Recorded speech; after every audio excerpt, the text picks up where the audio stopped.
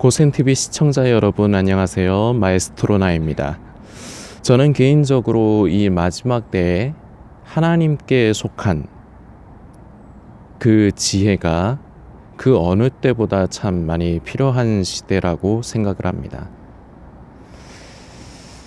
성경은 분명히 기록합니다. 선한 데는 지혜롭고 악한 데는 미련하라. 그리고 우리 성도들이 이 세상을 살면서 어떤 모습이어야 할지를 또한 성경은 이렇게 말을 합니다. 뱀처럼 지혜롭고 비둘기처럼 순결하라. 저는 요 근래에 이제 성도님들께 한 번씩 이런 표현을 썼지만 저는 이 시대가 이미 글렀다고 생각을 해요. 물론 하나님의 역사하심을 우리 인간의 생각으로 제한하려 들어서는 안 됩니다. 하나님께서는 마지막의 마지막까지 부흥의 역사를 허락해 주시고 새로운 은혜의 강물을 공의로서 흘려보내실 수 있습니다. 그렇기 때문에 반드시 이 세상이 이제는 다 틀려먹었다, 진짜 끝장이다, 이렇게 얘기해서는 안 되고 그렇게 얘기할 수도 없는 부분이긴 해요. 그러나 저는 이 시대의 교회의 상태, 그리고 더 직접적으로 얘기하면 그 교회를 구성하고 이루고 있는 교인들의 상태, 모든 사람이 다 성도가 아닙니다. 모든 사람이 그리스도인이 아닙니다. 그 중에는요, 양이 있지만 분명히 염소가 섞여 있고요. 그리고 더 나아가서 독사의 자식들까지 한 자리에서 예배를 드립니다. 그러면서 이 사람들로 인해서 지금 교회가 현실적으로 직면한 문제점들, 이런 부분들을 봤을 적엔 저는 개인적으로 그래요. 이 시대가 이미 글렀다, 이렇게 생각이 들어요. 얼마 전에 유명한 목사님이십니다. 박영선 원로 목사님, 이제 원로 목사님이 되셨는데 성도님들께서도 이 박영선 목사님 논란 소식을 접해서 이제 아시는 분들이 계실 겁니다. 그런데 저는 참 이 부분을 보면서 오늘 처음에 말씀드렸지만 우리 그리스도인들이 하나님께 속한 지혜가 필요하고, 그리고 선한 데는 지혜롭고 악한 데는 미련해야 되는데 이런 모습에서도 참 이게 그게 되지를 않는구나, 이런 부분을 좀 실감을 해요.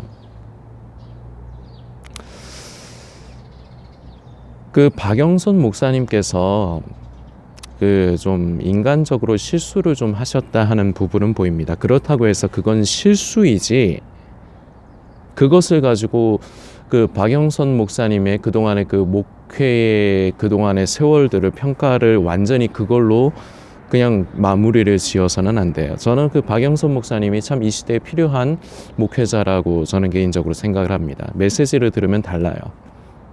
물론 그 메시지를 귀가 있어서 그걸 제대로 듣고 그리고 하나님께서 주시는 지혜로 그걸 제대로 이해하면요, 정말 옳은 말씀이고 그리고 참 지혜가 들어있는 말씀입니다. 그래서 저는 개인적으로 박영선 목사님이 아까우면서 이런 생각이 들더라고요. 그 목회자들이 이제 정년퇴임 같은 거를 하는데 70세 정도로 알고 있습니다.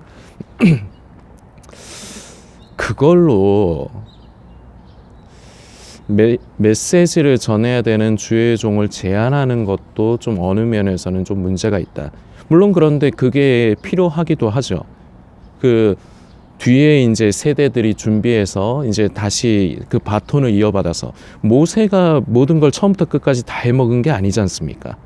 모세는 제1세대의 지도자로서 하나님의 뜻을 만지면서 이스라엘 백성들을 광야 가운데로 인도를 한 사람이고, 그리고 그 바톤을 이제 여호수아가 이어받지 않습니까? 이 부분이 중요한 거예요. 하나님께서 분명히 모세를 세우셨습니다. 그러나 모세가 처음에 문을 여는 것부터 문을 닫는 데까지 모든 역할을 다 하는 게 아닙니다. 이걸 우리 성도들도 삶 가운데 적용을 해야 돼요.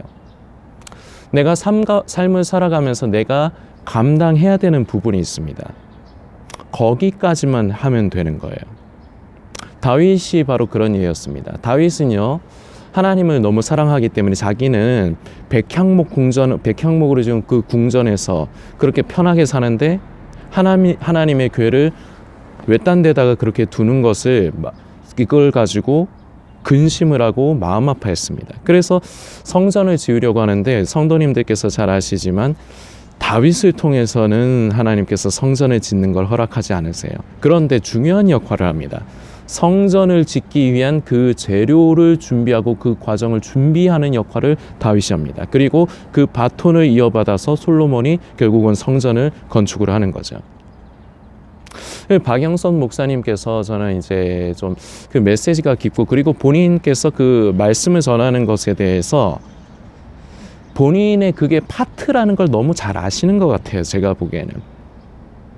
그래서 저 같은 경우는 그 메시지가 아깝기 때문에 계속해서 그 메시지를 전하실 수 있는 상황이 이렇게 이루어졌으면 좋겠고, 그리고 박영선 목사님이 그걸 위해서 결과적으로 교회에다가 이제 큰 금액의 이제 보조를 이제 부탁을 한 거고, 뭐 그렇게 된 건데, 그럼에도 불구하고 좀 실수를 하셨다.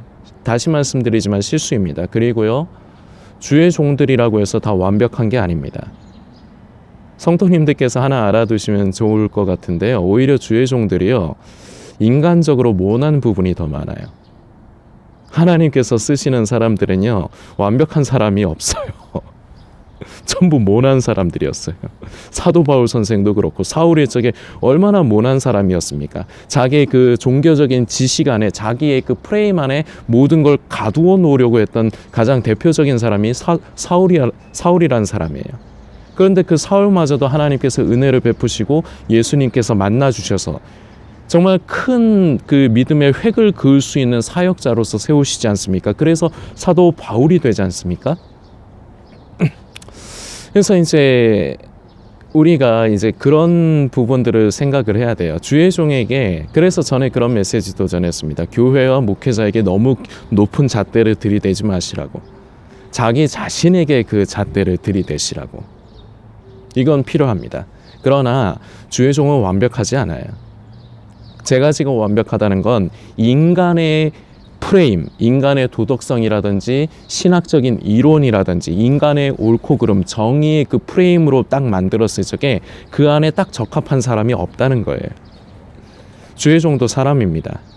약해지고요, 언제든지 실수할 수가 있어요. 그런데 문제는 이번에 박영선 목사님이 실수하셨어요. 방법이 지혜로웠다고는 할 수가 없을 것 같습니다. 그런데 제가 이제 문제가 된다고 얘기하는 건 박영선 목사님이 아니라 그 얘기가 그 교회 안에, 남포교회입니다. 그 남포교회 안에서 끝났어야 될 문제인데 이게 외부로 나갔다는 것. 이게 문제입니다. 당회 가운데서 뭐 여러 가지 말이 있습니다. 그리고 정확한 진실은요, 누구도 알 수 없습니다. 박영선 목사님과 그리고 하나님과 그리고 그 자리에 있었던 사람들만이 정확한 진실을 압니다. 그래서 제가 성도님들께 부탁드리고 싶은 것은, 박영선 목사님에 대해서 뭐 이렇게 비판하면서 올리는 유튜버들이 있습니다. 기독교 유튜버들이요. 가까이 하지 마십시오. 성도님들에게 선한 영향이 아니라 성도님들의 인간적인 정의와 자아를 더욱더 증폭시키는 역할밖에 하지 못합니다. 우리는요, 정의로 사는 게 아니에요. 우리는요, 옳고 그름으로 사는 게 아니에요. 하나님께서 주시는 지혜로 말미암아 성령 안에서 성령의 인도하심을 따라 사는 것이 성도입니다. 그런데 이번 사건은요, 결국은 그 교회의 구성원들이라 할 수 있는 사람들이 결국은 그 인간이 가질 수 있는 그 프레임의 그 틀에 박영선 목사님이 들어맞지 않자 그걸 그 안에서 끊어야 되는데 그걸 끊지 못하고 외부로 누설하는, 이게 문제라는 겁니다. 오늘 제목에 그렇게 정했지만 그 요셉을 통해서 우리가 배워야 할 지혜가 있습니다. 이 요셉은요, 예전에 그 요셉이 아닙니다. 국무총리가 된 요셉을 얘기하는 게 아니고요, 예수님의 아버지 요셉을 말하는 겁니다. 말씀을 좀 살피고자 합니다. 마태복음 1장이고요. 18절부터의 말씀입니다. 예수 그리스도의 나심은 이러하니라. 그의 어머니 마리아가 요셉과 약혼하고 동거하기 전에 성령으로 잉태된 것이 나타났더니, 중요합니다. 지금 읽을 이 말씀이 중요합니다. 그의 남편 요셉은 의로운 사람이라.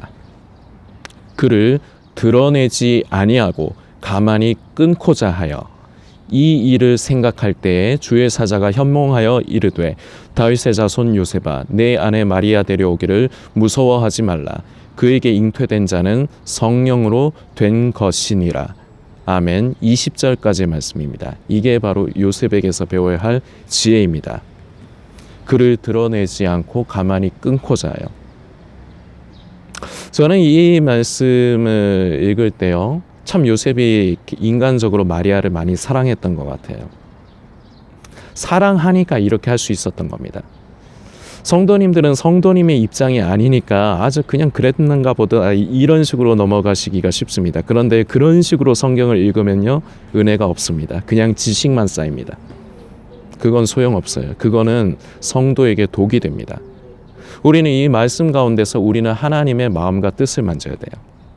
그리고 우리는 배워야 할 것을 배워야 돼요. 반면 교사에게도 배울 게 있습니다. 이렇게 하면 안 되는구나. 우리가 배워야 될 게 있어요. 이 요셉을 통해 배워야 할 것. 먼저 첫 번째, 진심으로 마리아를 사랑한 겁니다. 그래서 본인이 당할 수치나, 만일에 정말 요셉이 자기 자신만 사랑하고 자기만 생각했던 사람이면 막 공개적으로 드러내면서 약혼을 파혼을 했을 수도 있어요. 그래야지 자기가 면피를 하니까.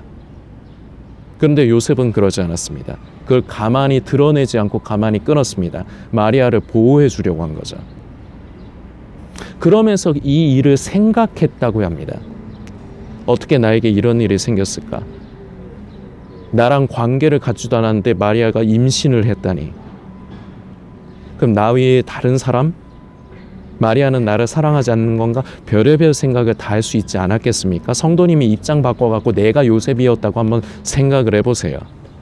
이제 곧 결혼할 여자가 있는데, 결혼할 여자랑 내가 잠을 잔 적이 없어요. 관계를 가진 적이 없는데 애를 뱄다고 생각을 해보시라고요. 그럼 성도님 같으면 어떻게 하시겠습니까?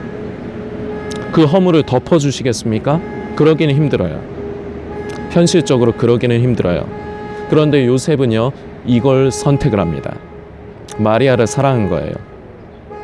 저는 그 남포교회 그 당회원들 포함해서 성도들에게 아쉬움이 있습니다. 그 오랜 세월 동안 그렇게 깊은 메시지를 전하는 주의 종이 한 번 실수했다고 그걸 가지고 물어뜯으려고 하는 것. 목회자에 대한 사랑이 없는 거예요. 성도님들 바로 인지해 주시면 좋겠습니다. 목회자를 신격화해서는 안 돼요. 목회자는요, 목사는요, 파트입니다. 무슨 파트냐? 기도해서 말씀을 연구하고 그리고 하나님의 마음을 만져서 그 말씀을 전하는 역할을 하는 게 목회자입니다. 파트예요. 그 계급 아닙니다. 당연한 얘기지만 장로도 계급이 아니고요. 그래서 참 그게 웃긴 거예요. 원로 장로, 협동 장로, 그게 웃긴 거예요, 사실은. 장로의 역할, 파트를 잘 감당을 하다가 어느 순간 이제 또 뒤에 사람들한테 물려주면 그냥 물려주고 본인은 그냥 성도의 자리로 돌아가면 되는 겁니다. 그런데 그거 계급으로 여기니까 끝끝내 장로 타이틀을 계속 가지고 싶은 거죠. 잘못된 겁니다. 그 교회 그 성도들이, 당회원을 포함한 성도들이 목회자가 실수했을 때, 그래도 이 목회자를 통해서 하나님께서 그동안 우리에게 은혜로운 말씀을 허락을 해주셨는데 우리 목사님이 이번에 한번 실수하시나 보다. 교회 안에서 끝냈어야 해요. 그런데 그게 결국은 그 당회에서 외부로 직접 나가기보다 제가 생각하기에는 당회에서 그 가족들이, 그 당회원들의 가족들이 있을 거 아닙니까? 그러니까 그 가족들에게 얘기가 나가다 그게 또 교회에 퍼지고, 그리고 그 교회에 있는 사람들 중에 이 박영선 목사에게 그 악감정을 가지고 있는 그런 사람들이 결국은 외부에 고발하듯이 해서 이게 결과적으로 외부의 공론화가 되었다 저는 보는데, 저는 이게 세상이 이제 글러먹었다는 겁니다. 성도님들 기억하십시오. 우리는요, 옳고 그름으로 사는 존재가 아니에요. 성도는요, 성도이길 포기하신다면 성도님 마음대로 하십시오. 그러나 성도는요, 옳고 그름으로 사는 게 성도가 아니에요. 요셉은요, 이 일을 생각을 했습니다. 그걸 가지고 하나님 앞에 기도해야죠. 하나님 어찌하면 좋겠습니까? 우리 박영선 목사가, 이 귀한 목사가 참 이게 성도들에게 교회에 이게 좋지 않은 것을 이제 거론을 하는데 이걸 어떻게 하면 좋겠습니까? 저는요, 그걸 외부에다가 발설한 사람들이 하나님 앞에서 진지하게 고민하고 기도한 끝에 낼린 결론이라고 절대로 볼 수 없습니다. 그냥 자기의 정의감이겠지. 인간적으로 저런 목사가 저러면 되냐? 자식을 그 편법으로 해가지고 저런 식으로 세습을 하려고 하면 되냐? 인간의 정의의 잣대를 들이대지 마세요. 거꾸로 얘기해 봅시다. 그러면은 그 사람은, 성도님은, 지금 이 영상 보시는 성도님은 뭐가 그렇게 잘나셨어요? 그냥 자기한테 그런 부족한 부분이 없으니까 남이 가진 그 부족한 모습이 보일 적에 그걸 가지고 그렇게 물어뜯는 겁니까? 그런 유치한 짓 하지 마십시오. 박영선 목사님 논란에만 해당되는 일이 아닙니다. 성도님들이 섬기시는 교회에서 그렇게 하십시오. 이 요셉의 지혜를 배우십시오. 사랑하십시오. 사랑하지 않으니까 물고 뜯는 겁니다. 사랑하면요, 실수와 허물을 덮어요. 사랑하지 않으면요, 물고 뜯습니다. 그러니까 교회가 풍지박산이 나는 겁니다. 잘못 들으면 성도님들이 박영선 목사를 저 나연민 성도가 옹호하는 걸로 볼 수 있다. 개인적으로는 전 그 메시지가 참 탁월한 부분이 있으시기 때문에 아까워요.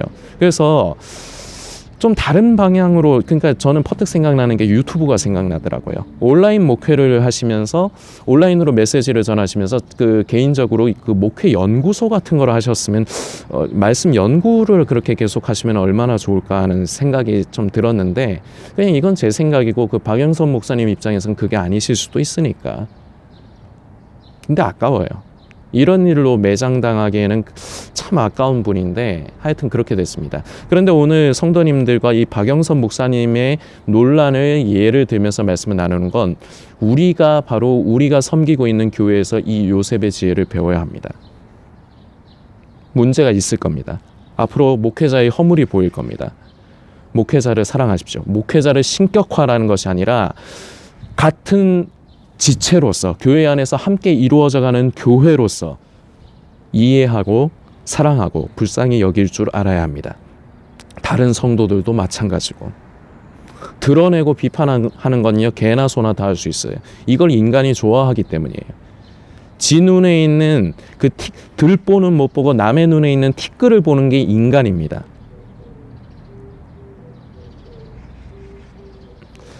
성도님들께서 교회 안에서 배우셔야 할 부분이고, 그리고 또 하나, 유튜버들 중에 이런 부분을 좀 강조하는 유튜버가 있더라고요.